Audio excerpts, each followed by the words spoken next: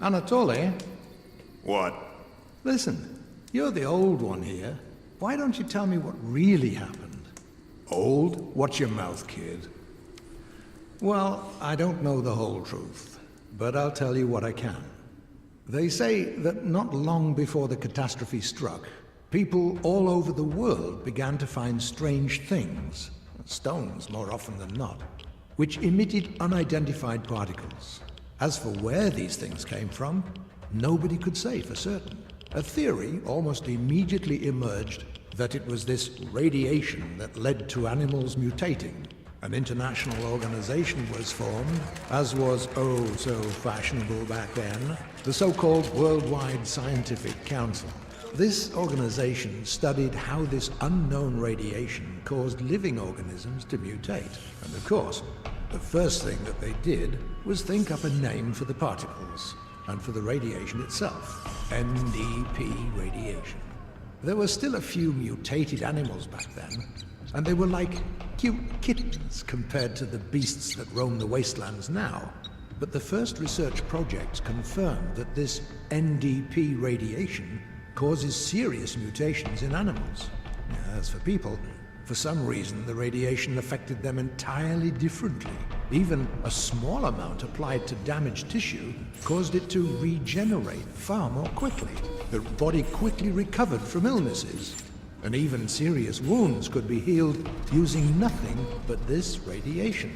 On top of that, many other positive attributes were observed in practically all areas of science. The scientists couldn't have been happier. It was like manna from heaven to them. The discoveries came one after the other.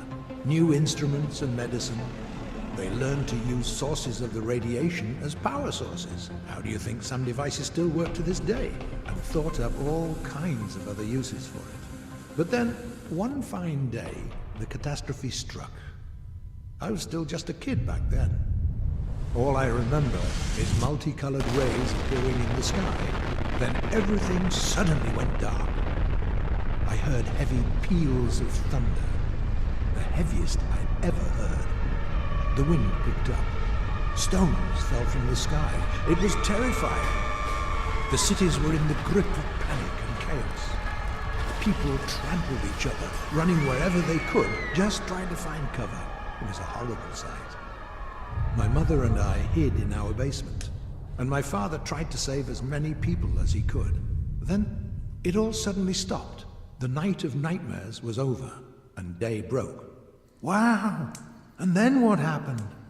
Just listen and don't interrupt. Many people died that night. All the largest cities were destroyed. All that we call civilization had turned to dust. It was like we'd gone back to the Stone Age in a single instant. And all humanity's problems disappeared. Everyone in the world suddenly had the same goal: to survive. That was when the monsters came. They surged into the cities that remained whole in huge packs, destroying everything alive in their path. In those days, our already diminished species became even smaller. But there were cities that could withstand the monsters. The military was able to lead the people. They began to unite, protect their ruined cities from the mutants, and find other survivors. Thus was the Confederation born. One of the Confederation's primary goals back then was to find scientists who worked on the WSC projects. They even managed to find surviving laboratories where scientists still labor away to this day. Thanks to the scientists, they managed to partially restore the research performed on NDP radiation before the catastrophe, and even to make use of some of the technologies. For example, the scientists managed to create special NDP concentrators, which alter the radiation to form something like a protective field. The mutants fear the field like fire and won't enter it. That's how the domes above our cities were created. They protect us from the monsters. There's one more thing that the old world left to us: teleporters. As far as I know, it's some sort of old military tech. Only a few of them were put into testing.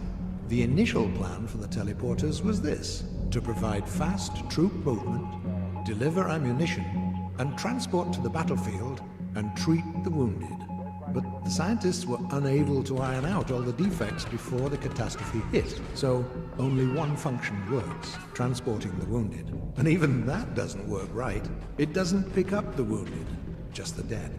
And not everywhere. Only in a zone of reliable reception, and even the transportation process itself is a big gamble. You're lucky if something is just missing from your backpack after you're teleported.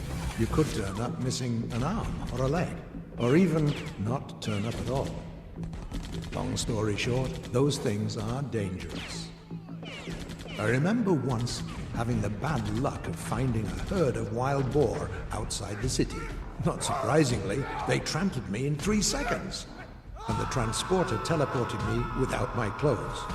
And I remember feeling how it put me back together, piece by piece. An unforgettable sensation, believe me. Although the daredevils in the arena use the transporters every day, and they seem fine, still alive. Quiet, do you hear that? Hear what? There's something there in the bushes.